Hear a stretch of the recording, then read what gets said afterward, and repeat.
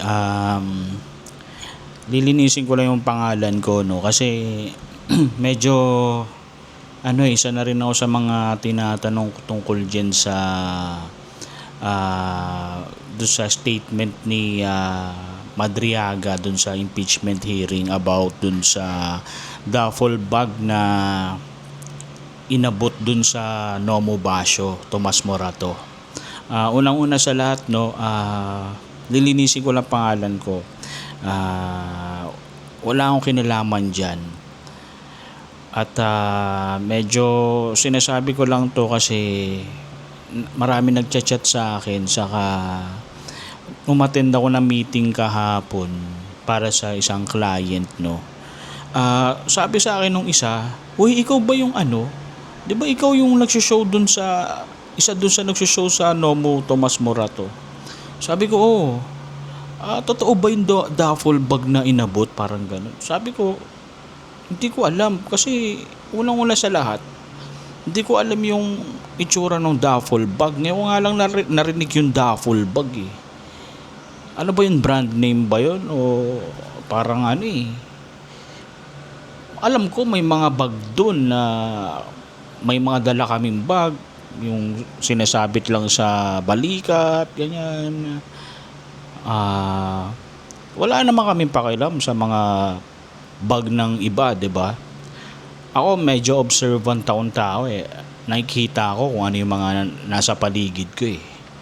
Kung may suspicious activity ba dyan o suspicious person, wala naman ako na nakikita, no. Saka kung anong date nangyari yan, baka wala ako doon or baka hindi pa ako insanity, no. Pero eto, pasensyahan na lang, no, para sa mga kasama kong comedian din, no. Medyo kakanta na rin ako kasi parang siguro ito na yung tamang panahon para kumanta na talaga ako kasi ito na yung parang right time na to para sa lahat no. Kakanta na ako, guys. Kahit konting pagtingin kung manggagaling sa'yo, ay labis ko ng ligaya dahil sa ikaw ay mahal ko. Kahit konting pagtingin kung manggagaling sa'yo, ay labis ko ng ligaya dahil sa ikaw ay mahal ko. Yun, so kumanta na ako, no, para sa lahat, no. Matapos na to kasi medyo nai-stress na rin ako eh. Parang di ako makatulog sa gabi.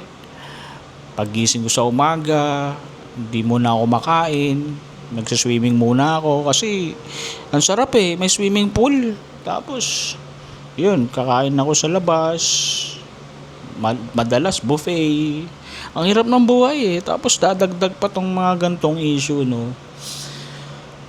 Sana matapos ng lahat. Ewan ko baka siguro iba na lang yung kulitin nyo kasi wala talaga akong alam dyan. At ang alam ko lang talaga, no, sobrang bait niya ni Attorney Ryan Kilala.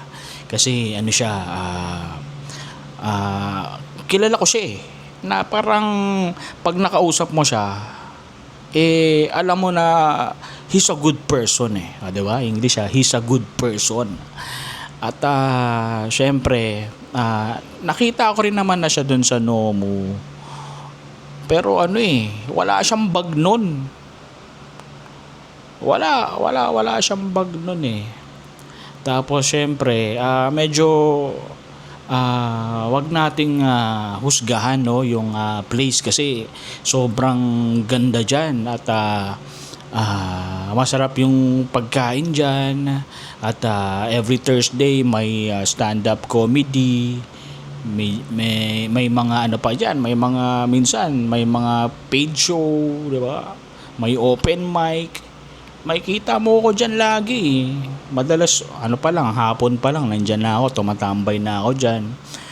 Siguro kung may nakita akong duffel bag, no, baka kunin ko na rin yun kasi di ba ano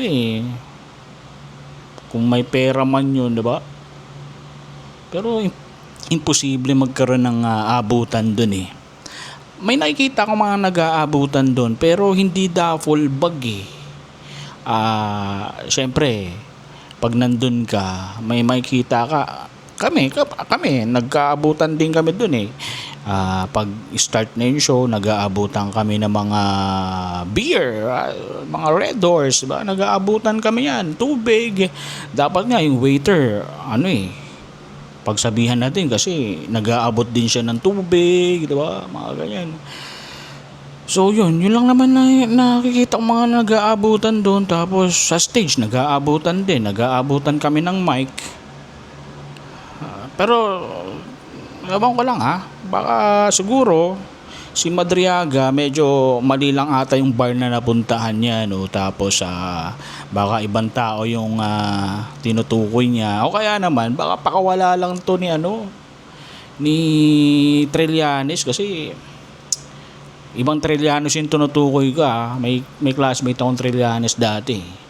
Baka lang siya, fall guy, di ba? Kaya binayaran lang to si Madriaga para guluhin yung issue sa flood control, di ba? Mga ganyan. Malihis yung istorya sa flood control, sa PhilHealth, mga ganon.